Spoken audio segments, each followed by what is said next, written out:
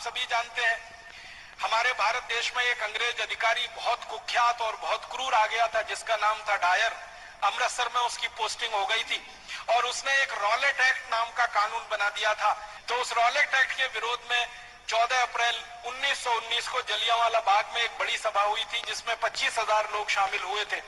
उस बड़ी सभा पर डायर ने अंधाधुंध गोलियां चलाई थी। आप अंदाजा लगा सकते हैं, अगर आप में से किसी भाई ने और बहन ने पुलिस में नौकरी की हो या सेना में नौकरी की हो, तो इस बात का अंदाजा उनको बहुत अच्छे से लगेगा। 15 मिनट के अंदर 1650 राउंड गोलियां चलाई थी डायर ने। 15 मिनट के अंदर 1650 राउंड गोलियां चली थी और 3000 से ज्यादा क्रांतिकारी वहीं तड़प तड़प के मर गए थे। आप में से जिन लोगों ने अमृतसर देखा है, जलियांवाला बाग देखा है, आपको मालूम है जलियांवाला बाग के घुसने के लिए और निकलने के लिए एक ही दरवाजा है। चारों तरफ से वो चार दीवारी से घिरा हुआ है और दरवाजा भी मुश्किल से 4, 4.5, 5 फीट का है। उस दरवाजे पर डायर ने तोप लगा दी थी आके, ताकि कोई निकल के भागने ना पाए। और जलियांवाला बाग में एक कुआं है, बल्कि 2 कुएं हैं, अंधे कुएं के रूप में जाने जाते हैं। अंधाधुंध जब 1650 राउंड 1650 राउंड गोलियां चली, तो जो गोलियों के शिकार हुए वो तो वहीं पे शहीद हो गए। जो बच गए उन्होंने जान बचाने के लिए कुओं में छलांग लगाई और कुआं लाशों से पट गया, मृत शरीरों से पट गया। और 15 मिनट तक अंधाधुंध गोलियां चलाकर हंसते हुए खिलखिलाते हुए डायर वहां से चला गया। रास्ते में जाते हुए अमृतसर की सड़कों के दोनों तरफ जो भी भारतीय नागरिक उसको मिला, उनको गोलियां मारकर पीछे तोप के मुंह से रस्सी से बांधकर घसीट कर वो लेके गया था। इसका इनाम उसको अंग्रेजों की संसद की तरफ से मिला था, शाबाशी मिली थी, उसकी पदोन्नति हुई थी, उसका प्रमोशन हुआ था और उसको भारत से लंदन भेज दिया गया था और बड़े ओहदे पर। ऊधम सिंह उसी हत्याकांड के समय लोगों के बीच में शामिल थे और आप जानते हैं कि उनकी उम्र मुश्किल से उस समय 11-12 साल की हुआ करती थी।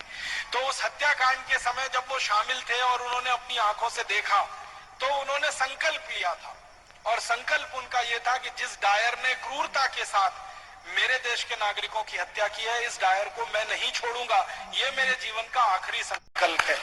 और इस संकल्प को पूरा करने के लिए आपको एक बात और मालूम है शहीद आजम ऊधम सिंह की, कि घर से एकदम गरीब थे, माता पिता का साया उठ चुका था, अनाथ आश्रम में बड़े हुए थे पलकर। माता पिता साथ में नहीं थे, दोनों मर चुके थे। बड़े भाई थे, उनकी मृत्यु हो चुकी थी किसी बीमारी से। अपने परिवार में वो अकेले रह गए थे और उनके पास आर्थिक संसाधन कुछ नहीं थे। तो जब उन्होंने योजना बनाई डायर को मारने की, संकल्प पहले ले लिया और योजना बनाई, तो लंदन जाना है, लंदन जाने के लिए पैसे चाहिए, पैसे कहां से आएंगे? तो उन्होंने तय किया कि मैं किसी के सामने हाथ फैलाऊं, उससे अच्छा है मैं मेहनत मजदूरी करके पैसे कमाऊं। तो उन्होंने कारपेंटरी का काम सीखा, ये लकड़ी का काम जिसको हम कहते हैं, और लकड़ी का काम करते करते इतने पैसे जमा किए कि अमेरिका गए, फिर अमेरिका से लंदन पहुंच गए। लंदन पहुंच के फिर एक होटल में काम किया पानी पिलाने का, ताकि कुछ पैसे इकट्ठे हो और बंदूक खरीदी जा सके, पिस्तौल खरीदी जा सके। और ये सब काम करते करते शहीद आजम ऊधम सिंह को आप जानते हैं 21 साल लग गए।